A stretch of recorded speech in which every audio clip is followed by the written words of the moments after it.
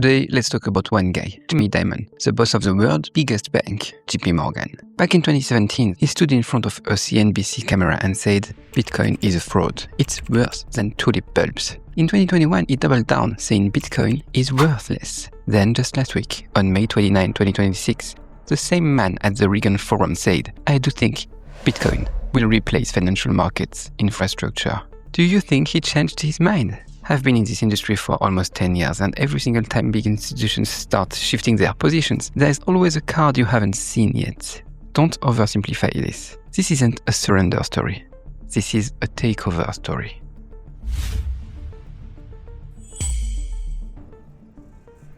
Let me first remind you of this guy's greatest hits. In 2014, he called Bitcoin a terrible store of value when it was trading around $500. In 2017, he went even harder, saying it was worse than the tulip bubble, and Bitcoin dropped 6% that day. But 6 months later, Bitcoin went from 4,000 all the way to nearly 20,000. In 2021, he called it worthless while Bitcoin was hovering near 60k. If you had listened to him and sold that day, what would you have missed? So, you start to see the pattern. Every time Dimon fires shots, the market shakes for a second and then keeps climbing higher. Now, while he was talking the loudest trash, what was JPMorgan actually doing behind the scenes? Let me lay out the timeline for you. You are going to realize he says one thing just right to your face. Behind your back, his bank does the complete opposite. In 2020, JPMorgan quietly launched the Onyx blockchain platform for institutional cross-border payments, later renamed to the name you probably know, Kinexys. Today, that platform has processed over 3 trillion in total volume and handles more than 5 billion every single day. In 2025, JPM Coin officially launched on Ethereum L2, the world's largest bank, putting its own digital currency on a public chain. In January 2026, Kinexys connected JPM Coin to the Canton Network, a blockchain built specifically for institutions. And that same year, in May, JPMorgan filed to issue tokenized treasury funds designed as compliant reserves for stablecoin issuers. They want to become the full infrastructure provider. And did you know their Q3 2025 13F filing?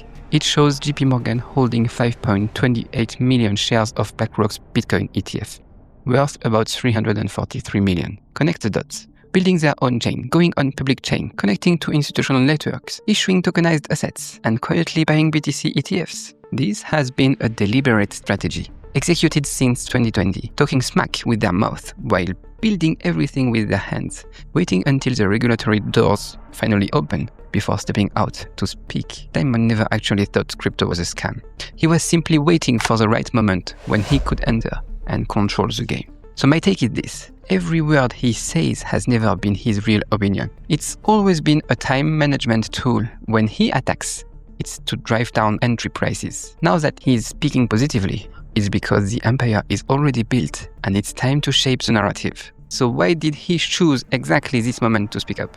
On May 29th, he said 3 key things. Let me break them down word by word. First, he said, I do think it will replace financial market infrastructure. Pay attention to that word choice.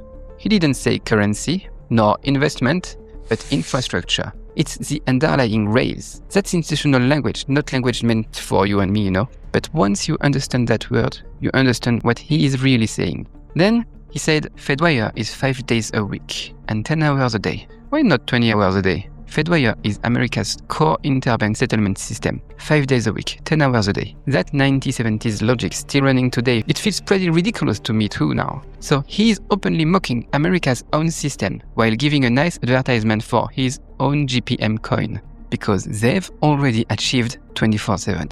The last line is the most interesting one.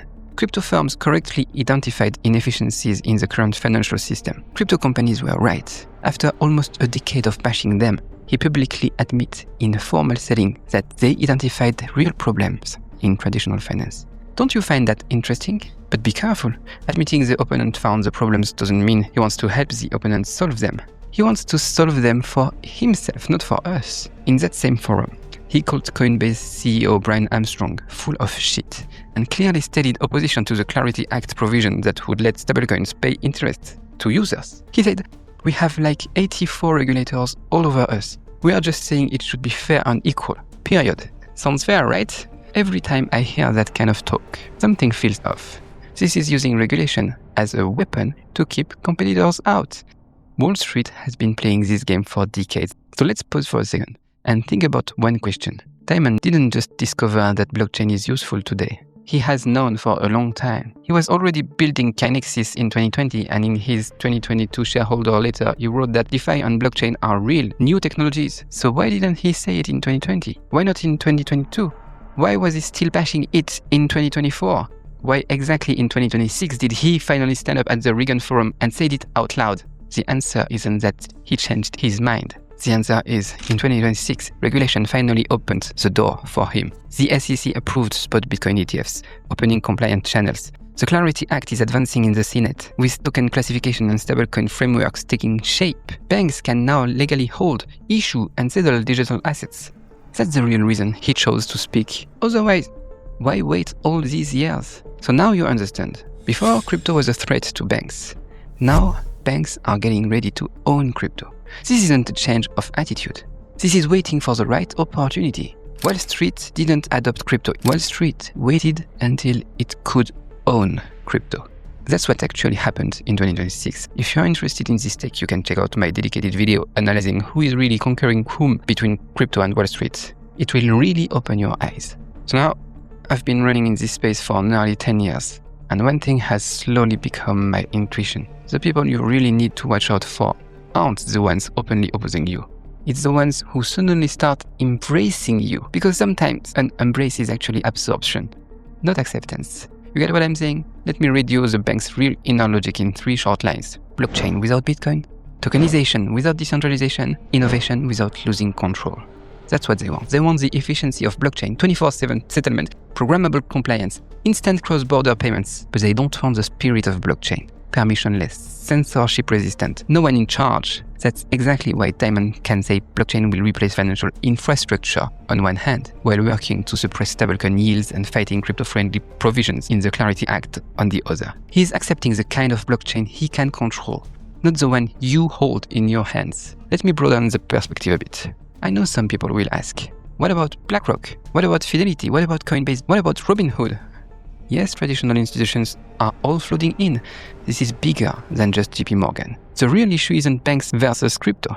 It's open networks versus permissioned networks. Ethereum is an open network. Anyone can build on it and no one can kick you off. Kinexys is a permissioned network. JPMorgan decides who gets in, who doesn't, whose transactions go through and whose don't. The Canton Network is essentially also an institutional permissioned network, even though they brand it as a public blockchain. Satoshi created Bitcoin in 2009 so that money would no longer be controlled by banks. 17 years later, the world's largest bank has deployed its own digital currency on a public chain, and its CEO steps up to say, this will eventually replace our old system.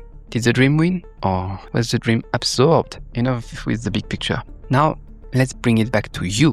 There are 3 things worth paying attention to right now.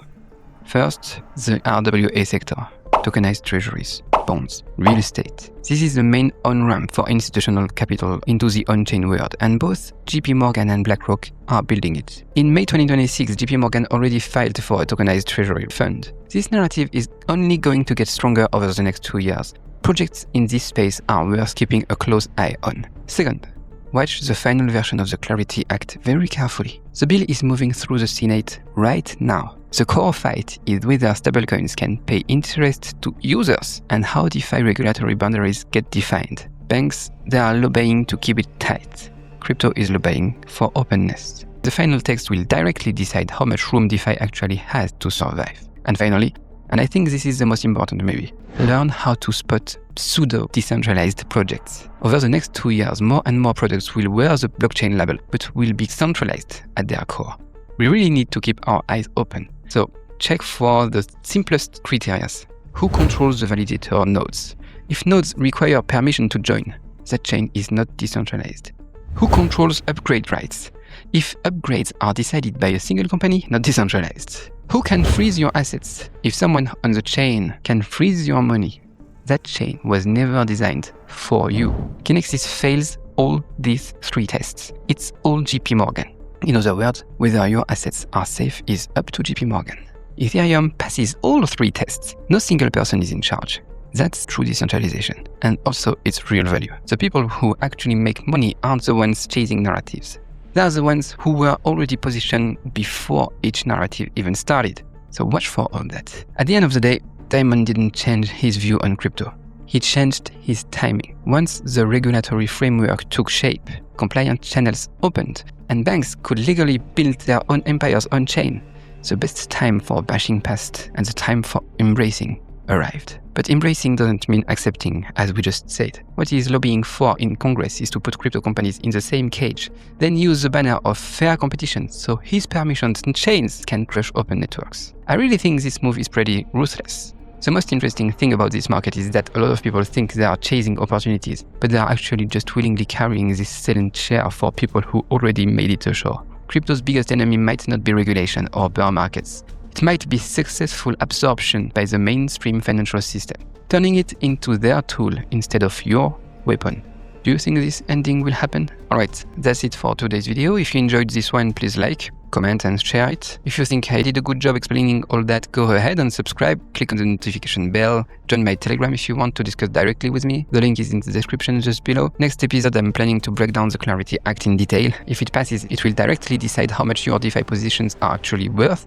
So if you're interested, drop clarity in the comments and I'll decide whether to make it based on your comments. See you in the next one, guys.